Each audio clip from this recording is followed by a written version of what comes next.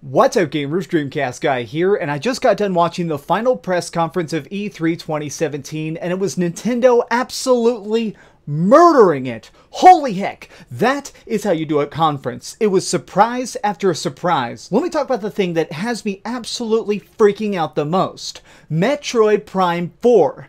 I am the biggest Metroid fanboy of all time, but specifically the Prime series, just because they were so different. First-person shooters in space made by Nintendo had such a unique charm and bent to it that it was absolutely amazing, and now it is confirmed that a fourth one is in development.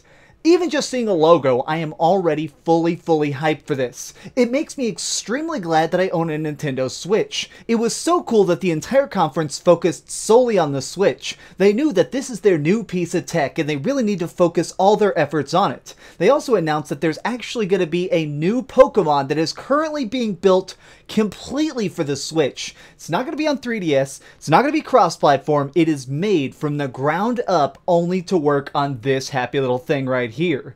That is what they needed to do. I was really worried that they'd try and split their efforts and have a little bit of stuff about the 3DS, maybe some sort of thing about what they're planning on doing with the Wii U now that it's retired, but no, it was completely balls to the wall Nintendo Switch. They showed us more stuff about Fire Emblem, a lot more story details about Xenoblade Chronicles 2, along with announcing that it's coming out this year apparently.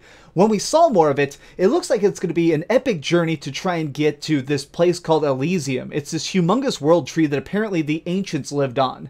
This chick who looks like she might be half robot or something is asking you to go there, and you're some sort of special guy who has the ability to pilot ships or something.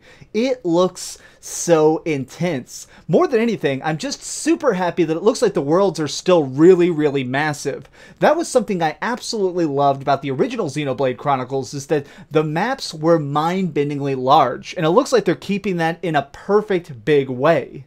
Speaking of epic stuff, we got some more details on Mario Odyssey, and what really caught me off guard the most, what really surprised me, is it looks like his hat is used to mind control people.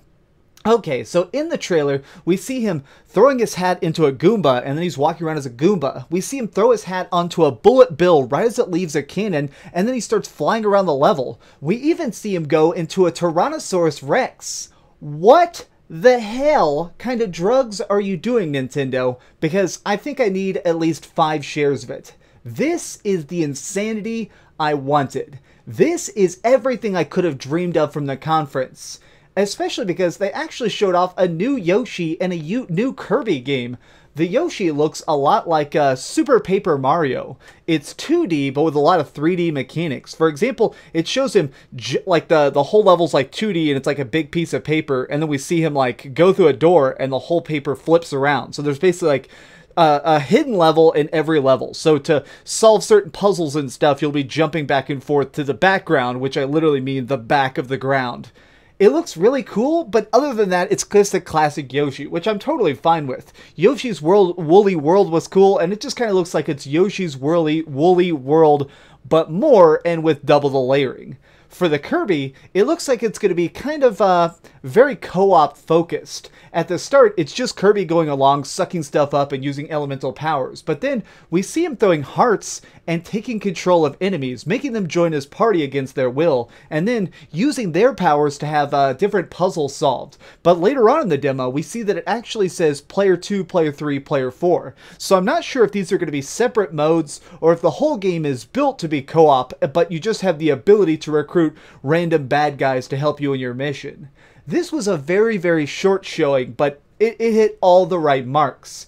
This is what I wanted. The only thing I didn't really care for is the amiibo talk and the DLC talk. I'm excited for the Zelda DLC, and now we have a little bit more info on it, but I really didn't need that slipped in there. That just seemed like putting a commercial in the middle of all your announcements. I get it, that pays their bills, but that wasn't really my cup of tea. Really, I'm just super excited for Metroid. In fact, while I was setting up this camera, I was so excited I knocked it over twice. Here, yeah, there's some footage of that, because Oh my gosh, this is so crazy. What a time. I never would have imagined. Everybody said, no way would it be Metroid Prime 4. Specifically not that. It's just been too many years. They've done too many different series since then. There's no way that they would go all the way back to the Prime series. But you know what? Here we are. I want to end this video with a short thank you. This week I've been doing a recap of all the major conferences of E3, and your response has been overwhelmingly positive.